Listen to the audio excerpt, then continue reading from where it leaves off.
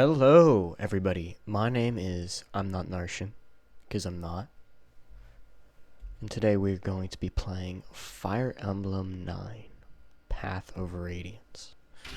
This game was released in 2005 on the GameCube. And obviously it's a Fire Emblem title. And it was released in Japan, North America, everywhere, basically, right? Usual places. But in Fire Emblem 9 Japanese version, there was a version of the game for the Japanese that was had a special difficulty. It's called Maniac mode. Now, Fire Emblem 9 is actually one of the Fire Emblem games in the series that I have not played. As you can see, I have two files right here right now. They're both the same file, just saved on different slots. Played first 9 chapters, 8 chapters. So yeah, if you already don't know the gimmick and by the title, we're going to be playing all of Fire Emblem 9 Maniac mode blind. Mostly blind. Japanese version exclusive mode for players who want a challenging game. So without further ado, let me shut the fuck up and get into it.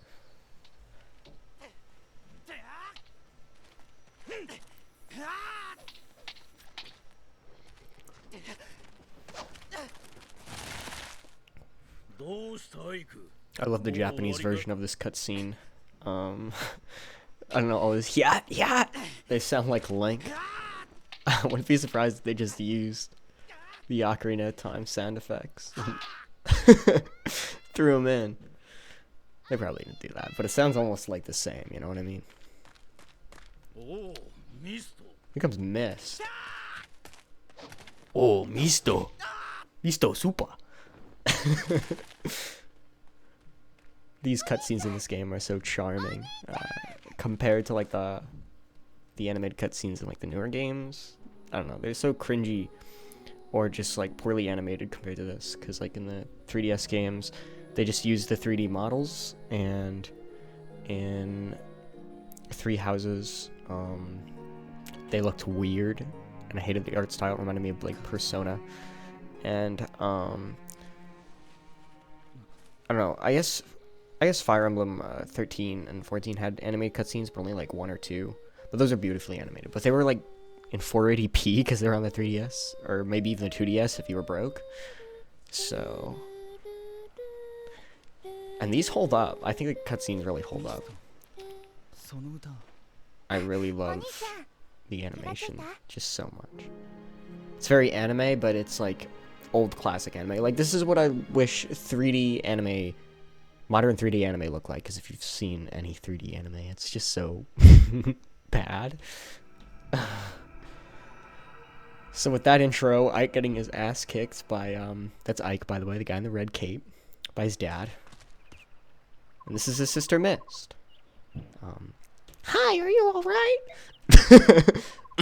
Yeah, I'll be fine. So, the sleeping prince awakens. Father, I can't believe you. I know those are practice swords, but they're still heavy. You have no right to be so rough on Ike. If this is too much for the boy, he'll never make it as a mercenary. But, Mist, you don't have to worry. I told you, I'm fine. Ha! You'd better be. Now, grab your sword and be ready. What? Don't tell me. You're going at it again? But just until I land a single blow. I'm not gonna give up until I can get one good hit on Father. I like your resolve, Ike, but it takes more than strong will to, Boyd! Aha! I knew I'd find you here! Hi, Boyd. What brings you here? Nothing special. You said you were going to get the boss, but you never came back. I got picked to check up on you. Oh, sorry. I got caught up with Ike and my father. It's nothing. Besides, I figured I'd get a good laugh watching Ike get worked over by the boss. Ike getting worked over by Daddy?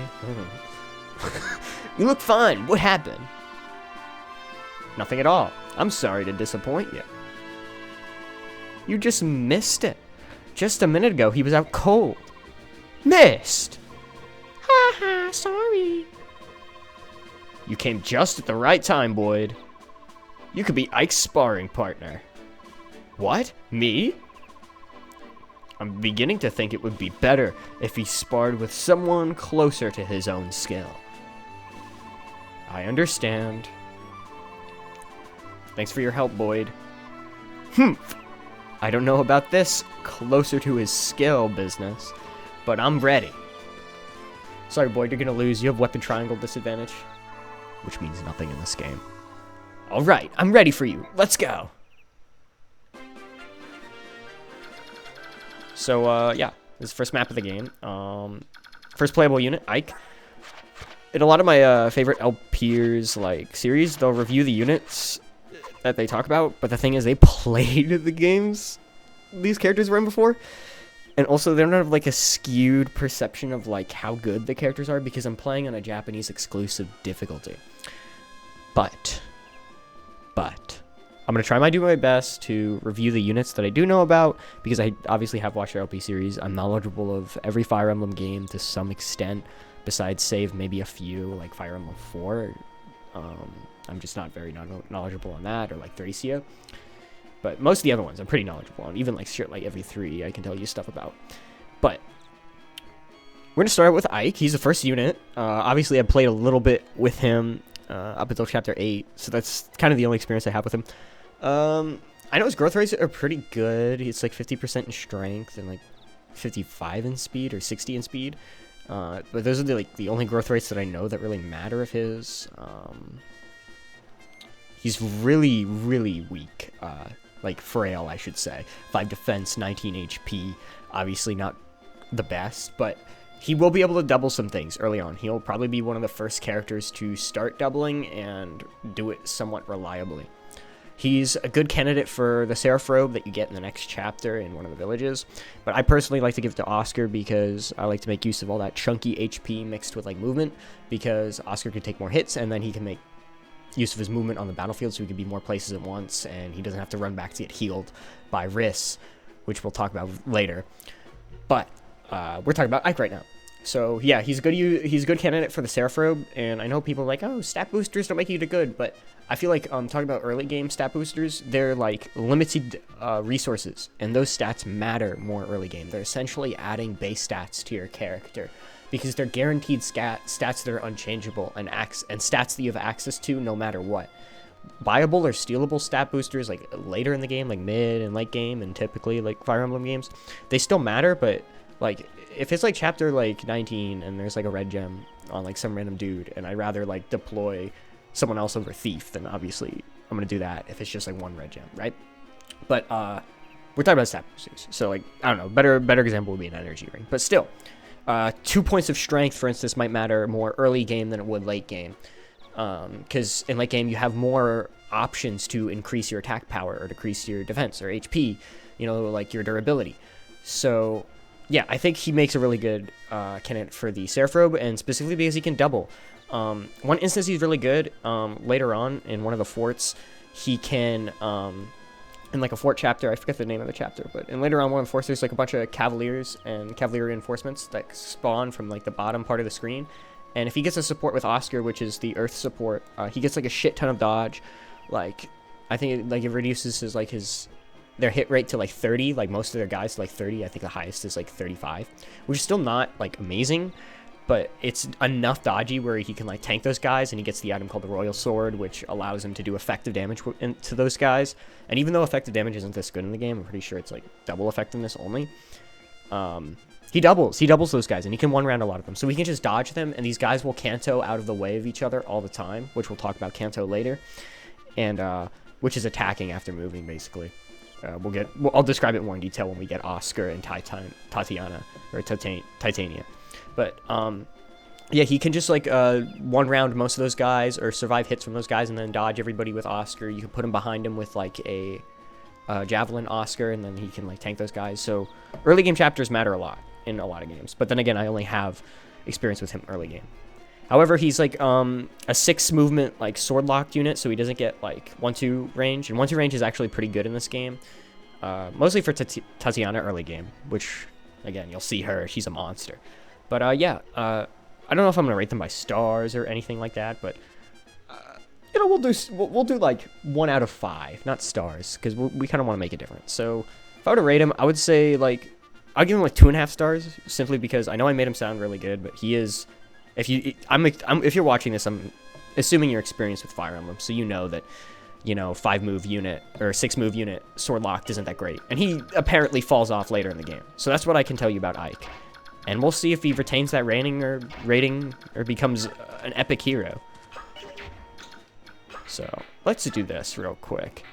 Fast.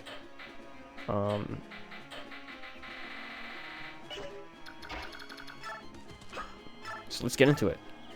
I'm gonna go here and attack Boyd, our training partner. Boyd is the homie. You can do it! Boyd's got nothing! Take him out! Nothing? I don't have nothing.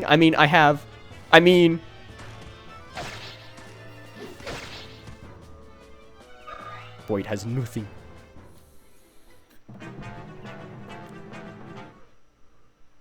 Here he goes. 9 damage. Oh, you're down for the count, Boyd. Sorry, you suck.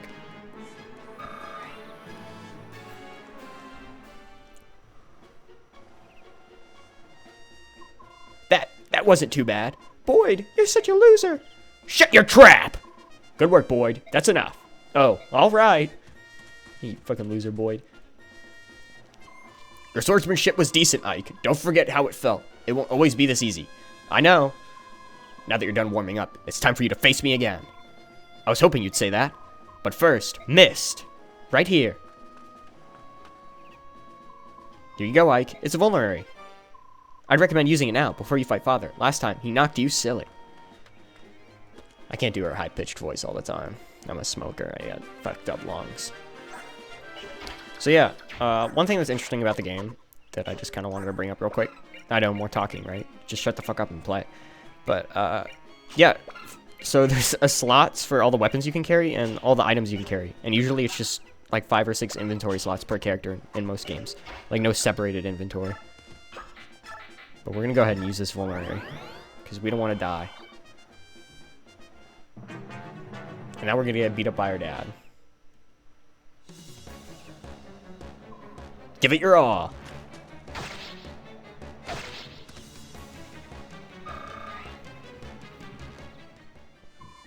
Come on, boy.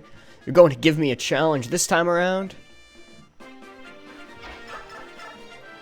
Don't let him distract you, Ike. So if I attack him now, he'll kill me on retaliation, so we're gonna go ahead and heal again.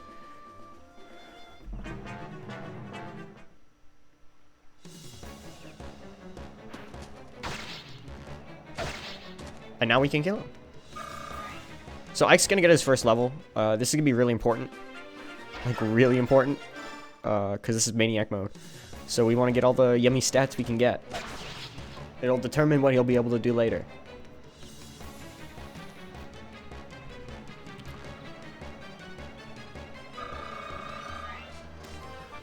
Ike's stance is so badass.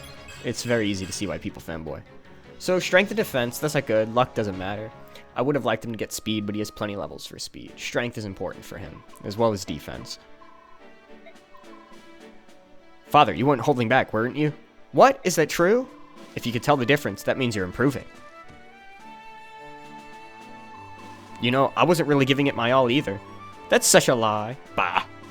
So, Father, does that mean you finally admit that I'm ready?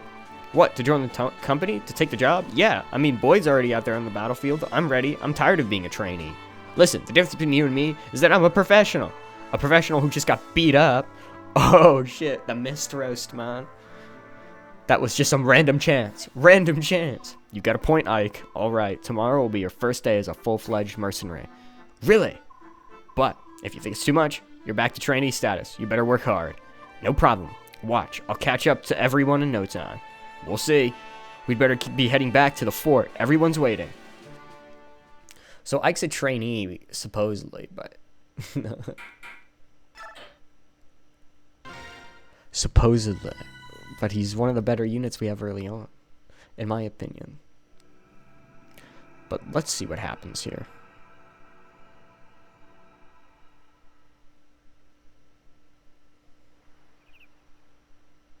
Mercenary fort.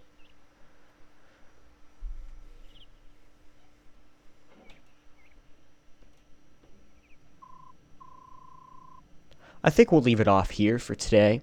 I kind of a, you know, I don't want to keep the videos somewhat short. I don't want to bore you too much, and I did a lot of talking this episode, and we're going to do a lot of talking next time, because we have a lot of units to talk about. So, with that out of the way, thank you guys so much for watching. If you enjoyed, leave a like.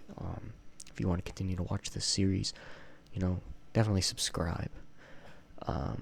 I mostly do this for me, so I'll release videos whenever. So, you know, where other YouTubers, they have like a schedule, and you probably check their check their sub box all the time and shit. Appreciate turning on the bell. You know, turn on that bell. You know when I release videos. And we gotta find out what happens to Ike. I mean, if you haven't played this game, man, it's a good fucking game. I'm gonna go hit my cart. We gotta get fried for this next episode. I'm gonna record it right now. And, yeah. Thank you all so much for watching. And have a fantastic rest of your week. Bye-bye.